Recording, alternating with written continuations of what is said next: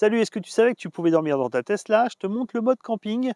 Je t'explique comment t'aménager une petite banquette pour pas cher à l'arrière et dormir vraiment tranquille. Allez, à tout de suite.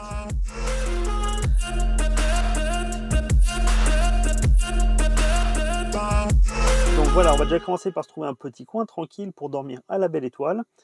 Je vous montre après comment on aménage l'arrière. Vous verrez, ça prend, allez, 3 minutes à tout casser. Et donc pour ça, on cherche l'endroit.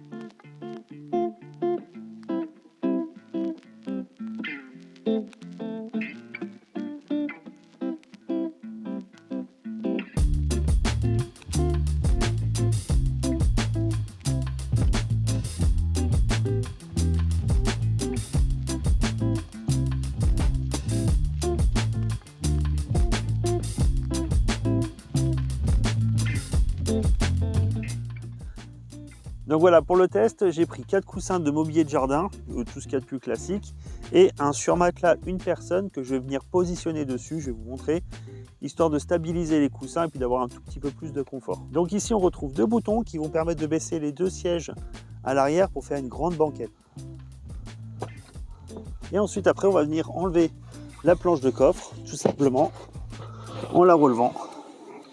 Et donc ensuite, vous allez pouvoir placer les coussins directement à leur place. Et ensuite, vous prenez le surmatelas et vous l'installez.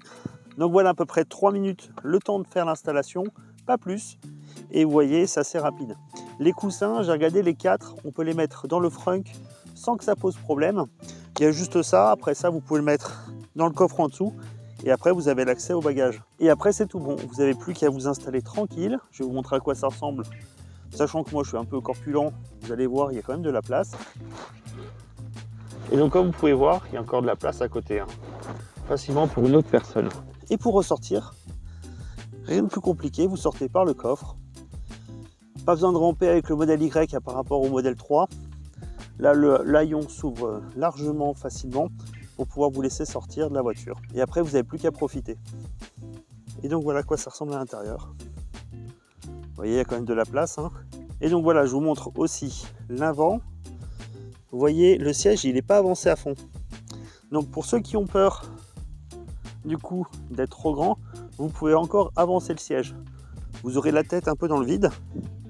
Mais après, avec un bon traversin, ça rentre facile. Petit conseil, quand vous allez faire l'installation, vérifiez qu'il n'y ait pas quelque chose qui vienne obstruer ce petit truc là qui vient fermer le coffre. Et donc, au moment de vous coucher, petit bouton là,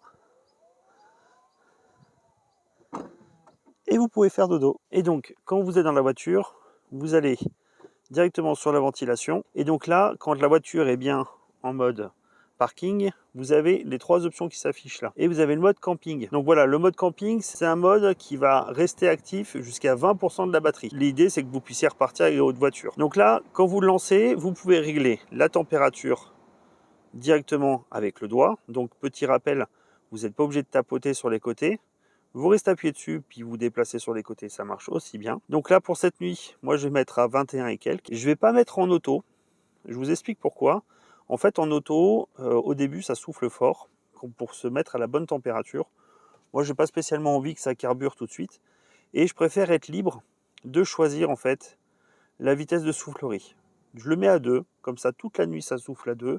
Ça ne vient pas me gêner plus que ça. Le mode camping est activé et vous verrez, c'est franchement un vrai confort. Pas de buée sur les vitres, une température qui est constante toute la nuit. Franchement, c'est top. Pour ceux qui veulent dormir tout de suite, petite astuce, il va y avoir un écran noir parce que par défaut, ça va être cet écran-là qui va s'afficher. Vous pouvez appuyer sur la petite voiture, vous allez sur affichage et vous passez en nettoyage de l'écran. Ça va venir du coup faire un écran tout noir juste avec ce petit texte-là et c'est bon pour toute la nuit, ça sera cet affichage-là. Oh, sinon, quand vous serez en mode camping, vous allez voir au bout d'un certain temps, vous allez avoir une petite tente avec avec un petit feu de camp et ça sera l'image qu'il y aura toute la nuit. Dans une prochaine vidéo, je vais vous faire un recap de la consommation, sachant que les 2-3 fois où je l'ai fait, j'étais à 1% par heure en moyenne pour une température avec 10 à 15 degrés d'écart avec l'extérieur et l'intérieur de l'habitacle. Je vous montrerai, j'ai commandé un matelas sur AliExpress avec mémoire de forme. Il fait à peu près 6 cm d'épaisseur. J'espère que ça va aller. On verra bien au niveau du rangement parce que dans la photo, ils mettent que dans le frunk, ça rentre facilement quand il est roulé. Je vais voir le confort qu'il y aura pendant la nuit et on verra aussi le résultat de mon dos le lendemain. Ça, c'est le crash test ultime. Donc là, j'ai pas encore les pare-soleil occultants qui viennent se mettre sur toutes les vitres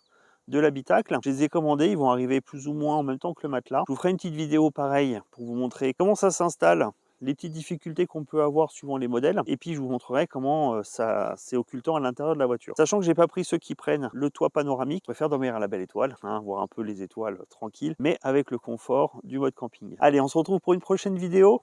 Salut!